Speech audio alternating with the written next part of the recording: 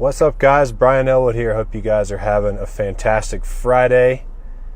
I'm driving around Denver right now.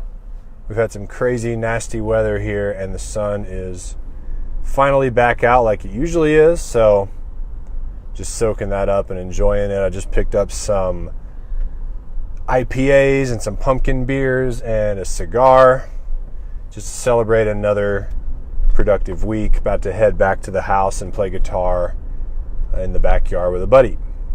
So I wanted to sort of check in with you guys real quick and just see what your challenges are when it comes to buying rental properties. What do you feel like is the biggest thing that is holding you guys back? If there's something that's been on your mind, just please drop it in the comments down below. Help me to help you guys out. I'll create more content around the topics that you comment on, so please help me out. And also wanted to real quick just touch upon this topic because I've seen this happen quite a few times lately, and I don't want you guys to sort of fall victim to this as well, because a lot of newbies, when they are first getting started, make this mistake. You see, anytime that you decide to do something new, you decide to do it based upon emotion, right? You watch a seminar, you read a book, and you get really excited about the new thing. Excitement, okay? That's an emotion. So you're sort of emotional when you get into real estate investing for the first time. You're just pumped up. You're like, man, this is going to allow me to quit my job and do what I love, and I'm going to have passive income, and you're all excited. And that's like the fuel that drives you. And that's really good. Like, if you have that, you're in the right place, and that's what you need to take action. But it's like a double-edged sword, okay? There's a bad side to this as well. And the bad side is that you can get so excited that you actually make bad decisions when it comes to buying the houses, or especially specifically your first or second deal.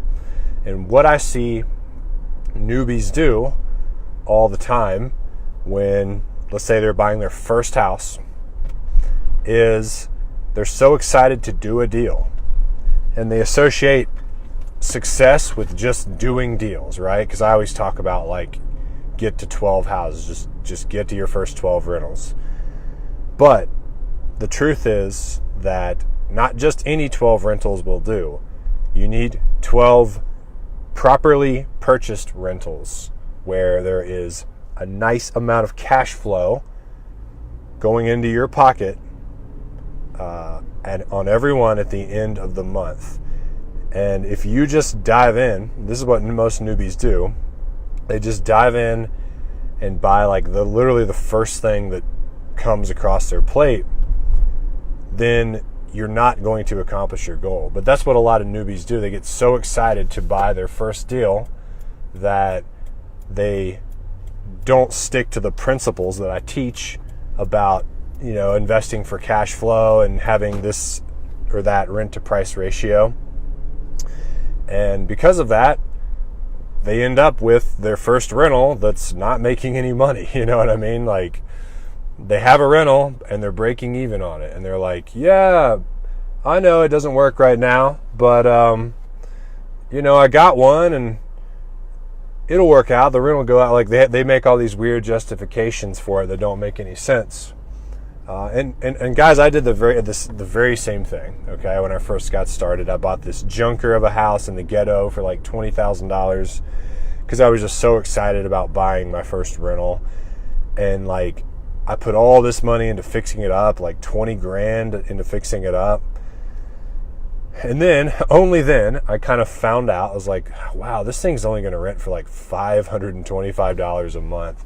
So I was like below the 1% rule, which is what I teach. You need to be well above. I was below it on the first rental I ever bought because I did not stick to my own rules. I didn't really have the rules yet. I was just an excited newbie, and I was out there kind of making mistakes. So, here's the thing. As you go along this journey of becoming a savvy, seasoned, successful real estate investor, what you're going to learn And what everybody learns once they bought 10 or 15 or 20 houses, once they really, getting experience at this, is that it's worth waiting for good deals.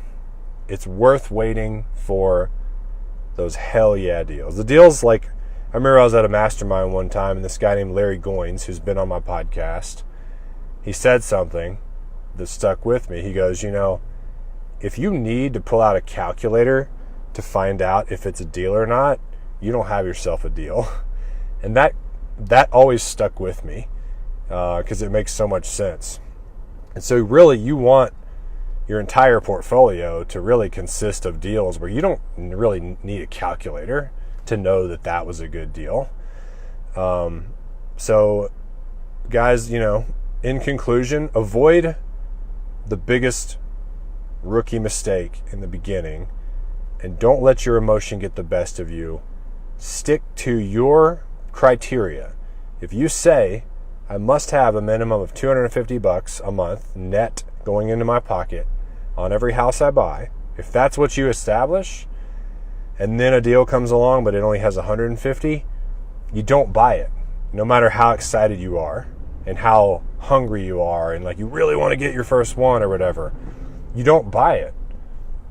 What you do is you make an offer on it based upon like where you would need to be to get that $250 a month. So you still make an offer, but it's always going to be like a lot lower than, what they want. But you just don't go against your principles. I see so many people like twist and tweak numbers to convince themselves it's a good idea logically, because emotionally they already want to do it. And that's how we make decisions. Emotion first, logic second, right? We buy something like, you could go buy like a brand new car at the dealership because it's so badass and you want it, and you're all emotional about it. And then you get home and you're like talking to your wife and you're like, yeah, well, it has good gas mileage and it's really reliable. That's when your logic is kicking in. You're trying to justify the emotional decision you made that was probably not a good decision, right? And so, sorry, I'm like at this crazy crosswalk that I can't escape with school buses and kids everywhere. Jeez. But you basically want to stick to logic, stick to discipline. And good investing is simply a math problem. It's not an emotional thing. You use emotion to get excited and to motivate you and to get you into the game, right? But then you have to switch your brain over to being logical and being disciplined and being patient and waiting while working hard to find the deal. It's not just going to come and land in your lap. You're going to have to take a lot of action to find the right deal. And in some markets, it's easier than others. Like right now, it's harder because everything's inflated. But so that's the key, guys. Emotion versus logic. Emotion gets you into the game, and logic helps you make sure that you make good decisions. So make sure you stick to your criteria, and you only buy houses where there's the amount of cash flow you really should have, which I think is about $250 a month per house. And it kind of varies depending on how much you spend. Like, if you're in some crazy market where you got to spend like $200,000 on a rental only to get like $200 a month or something, first of all, I think you should be in a different market, because you could get that same amount of cash flow on a $50,000 house in other markets like I do. But you're also going into debt $200,000 for $250 a month. Why not, do that?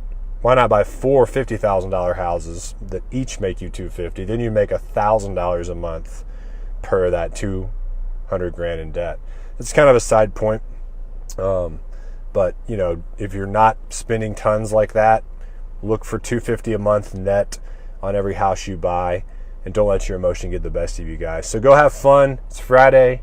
Go do something cool and enjoy the weather. Hope you guys have good weather like we do. And I'll see you next week. Peace.